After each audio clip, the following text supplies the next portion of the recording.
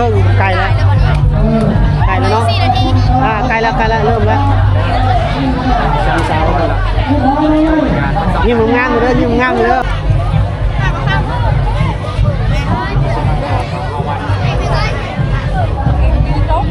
โอ้มื้อนี้ครับ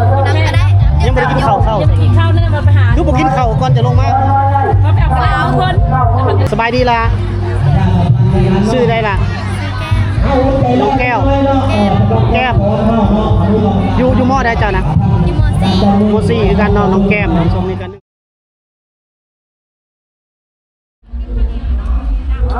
สบายดีทานผู้ชมทั้งภายในและต่างประเทศเด้อผู้ปกครองจอยเส้นเก่าเส้นเคยท่านผู้ชมมื้อนี้วันที่8เมษายน2025นะท่านผู้ชมเนาะเปิดคลิปอยู่หน้าวัดบ้านน้องเดินเมืองอัศพรแขวงสะวรรณเขตเด้อท่านผู้ชมมื้อนี้บุญบ้านน้องเดินท่านผู้ชมเนาะอย่างที่เฮาถ่ายทำคลิปล่วงหน้าไว้แล้วว่ามีการซ่อมฟ้อนมีหยังเนาะมื้อนี้ฮอดมื้อบุญแล้วท่านผู้ชมเนาะก็ประมาณ 10:00 น 11:00 นสิมีการ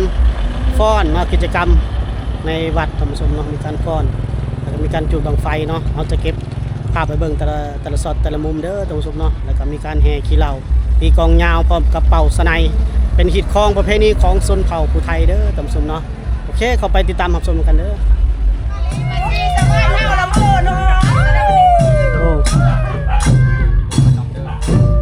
มาเก็บงะ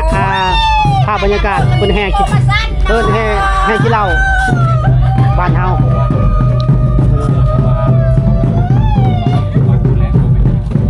ทั้งโอยพร้อมเนาะคันบ่โอยบ่ได้เนาะโอ้ยยานเด้ไปเจอเนี่ยไปเจอเนี่ยลืมเลยลืมผู้พักจำได้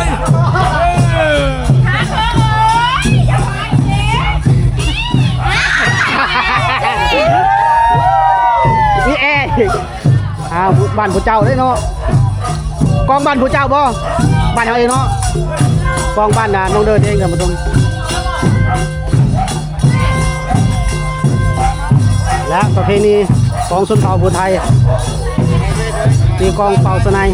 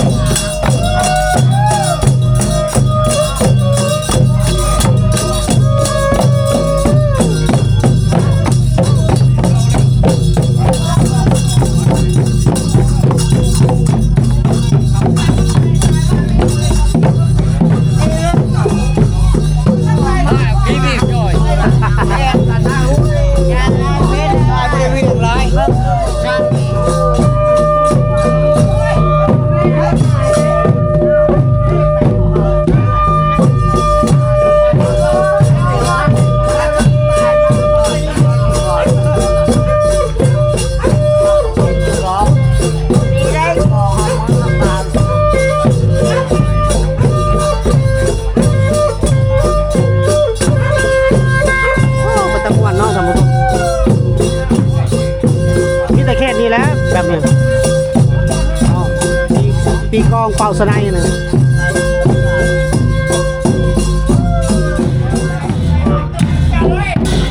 อันนี้กองตุ้มบ้านนาเดือเลยไทยว่าบ้านนาเดือ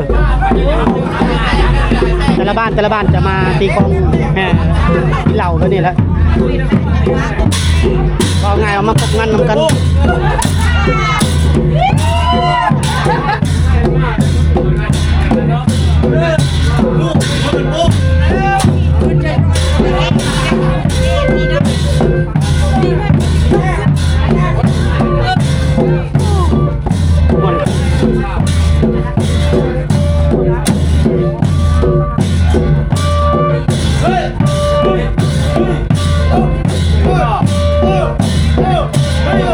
Hey!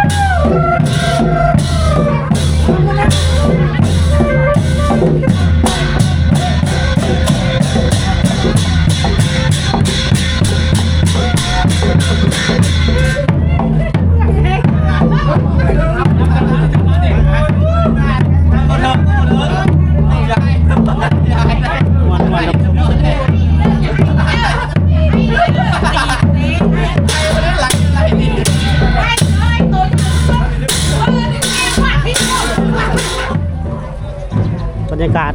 กลางบ้านเขาแห่วงเหล่าแห่ขี้เหล่าขึ้นแห่ข้อเหล่ากินบ้านน้องเดินบ้านเนื้อนี่บ้านเนื้อหรือบ้านกลางบ้านสาวผู้ไทยก็สิอยู่เทิงเพื่อนเราก็อยู่บ้านเนื้อ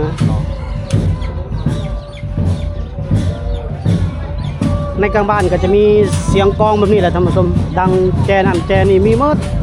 มีหลายบ้านเด้มาศรัทธามาตีกลองแห่เรามาคบมันนำกันว่าซั่นซะเนาะมีบ้านสองห้องมีบ้านกุดแคนมีนาเดือมีพักยานางน้อย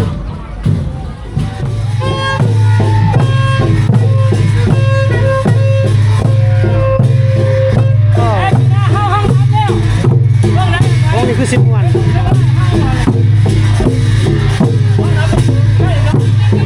กองตุ้มใช่บ้านไหนปะเฒ่าบ้านไหนมาเนี่ยบ้านสุจากบ้านมุมเลยโอ้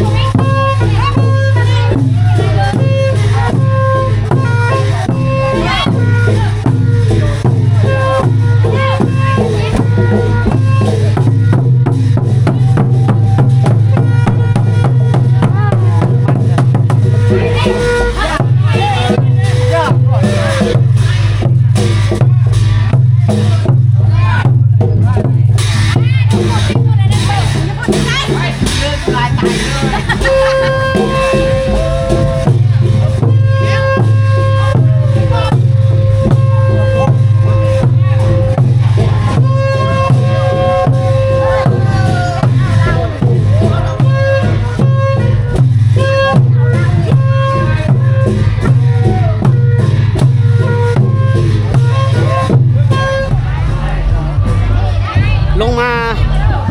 วัดก่อนท่านผู้ชมเนาะหลังจากไปเก็บภาพบรรยากาศการตีกองตุ่มตีกองยาวแห่เป่าสนัยเนาะแห่กีฬาท่านผู้ชมแต่พาท่านผู้ชมมาเข้าวัดเตรียมสีฮอดเวลาฟ้อนแล้วนะท่านผู้ชมเนาะเดี๋ยวสิไปถามน้องๆเขาน้องอนุ่งเขาน้องสาวๆเพิ่นเนาะนี่บรรยากาศลูกหลานเตรียมฟ้อนเลยมีโฮงทานมีหยังพร้อมแล้ว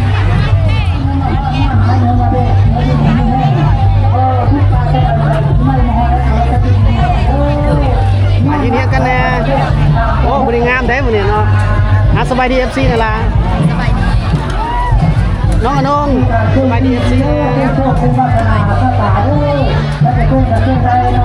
มื้อนี้แล้วมือฟ้อนเนาะมือฟ้อนแล้วมื้อนี้เนาะได้ลงแล้วตัวจริงแล้วแต่งตัวงามสวยจักโมงได้ฟ้อนนี่นะ11 โมงครึ่งไกลแล้วเนาะไกลแล้วเริ่มแล้วสาวยิ้มงามเลยยิ้มงามเลย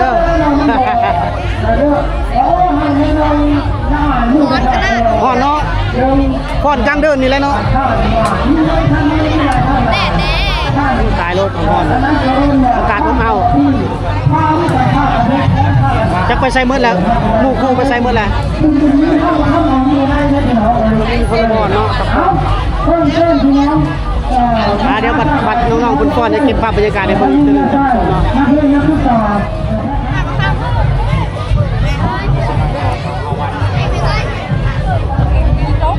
โอ้มื้อนี้ครับเป็นสร้างแต่งหน้าเนาะน้องซอยน้องลิงเพิ่นน้องลิงเพิ่นน้องลิงสบายดี FC นั่นล่ะสบายมื้อนี้ได้เฮ็ดหยังก่อลงมาแต่งหน้าบ่หรือว่ามาแต่งหน้าซอยแต่งแล้วเธอนึงทำมันรอดหลอดเนาะมาแต่งหน้าให้น้องผู้ฟ้อนเนาะได้มาซอยกันโอ้คนหลายขนาดเนาะฮ้อนขนาดอันนี้ก็เป็นพี่ แดนเซอร์ทั้งหมดเอง มีอันนึงเนาะ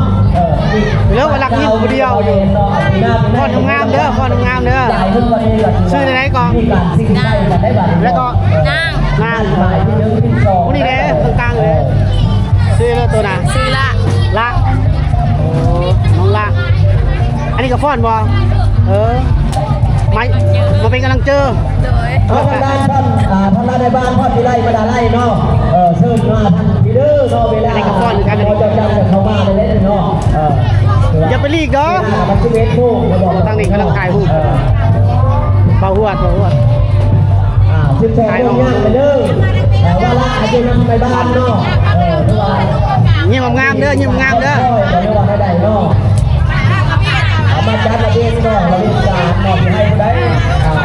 คนก็ทางคณะกรรมการเท่านี้เนาะทุกวงทุกเส้นเนาะ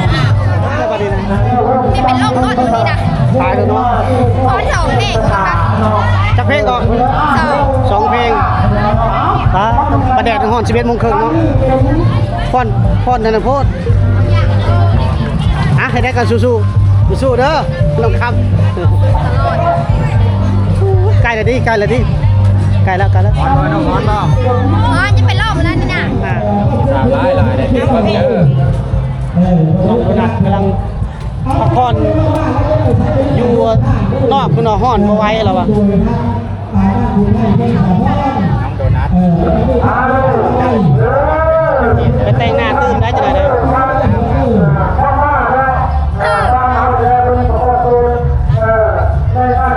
คืออยู่นอกหมู่ไทยคือบ่ไปร่วมทีม อ่อน ห้อนมาละปีนี่นะ ร้อนไปดอเหรอ มาไว้ตรงนี้กระห้อนนี่แหละโตเขาเงี้ยกันยังจะเป็นลมเลย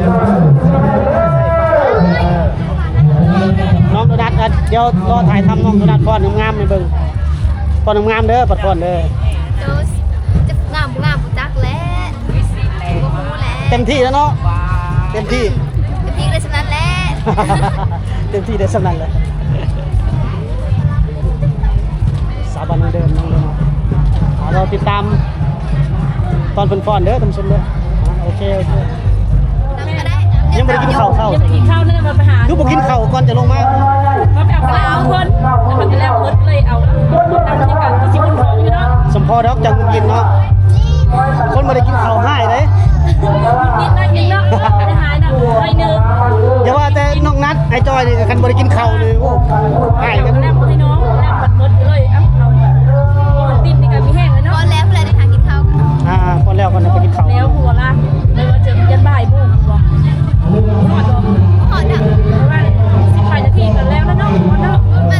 12 โมงเขา12วันนี้กัน หิวข้าว อยู่เขาไปตรงคลองจังมิด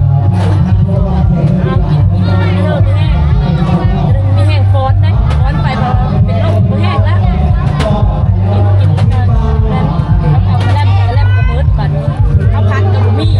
พัดมืดแล้วพัดกับมีเสานี่นะกินแล้วก็พักผ่อน นี่กันหนึ่งในนักฟ้อนนี่ผู้หนึ่งท่านผู้ชมสบายดีล่ะชื่อได้ล่ะน้องแก้วแก้มอยู่มอได้เจ้านะ อยู่ม มสี่คือกันเนาะน้องแก้มท่านผู้ชมนี่กันหนึ่งในน้องๆที่ฟ้อนในมือนี่ล่ะท่านผู้ชมบทฟ้อนจักบทล่ะ .4 มี2 บท สุโตได้ฟ้อน2บทบ่ โบได้พดแต่บทเดียว แต่ว่ามันเป็นบทโคเจ้าเป็นบทตัวหนักน้อย โอ้คือฟ้อนแล้วก็แล้วเลยเนาะใกล้แล้วบ่ ใกล้แล้ว ใกล้แล้วเนาะบ่แห้งแล้วแดดร้อนนี่เนาะซ้อมจักมือแหละซ้อมนี่ แต่โดนแล้วได้ แต่โดนแล้วเนาะซ้อมอยู่ในวัดแน่ซ้อมอยู่ในโรงเรียนแน่เนาะน้องแก้มเด้อสาวบุญไทยบ้านเดินจำได้ดีกันเนาะเฮือนอยู่ข้างใดก็เฮือนน่ะบ้านกลางหรือบ้านเตอร์อยู่ข้างใต้เหรอแก้มหนึ่งในน้องๆคนฟ้อนเนาะจังน้อยฟ้อนแล้วเนาะจังเนาะฟ้อนแล้วกินข้าวอยู่พี่แล้วบ่หรือมากินข้าวอยู่เดือน ยังโบนะมาจาก ยังบ่รู้เนาะโอเคเอาขอบใจ จากผู้มาตุ้นของมาบนเพลงสี่แค่เล่าเพื่อทำให้กับส้มได้นักบาดีเขา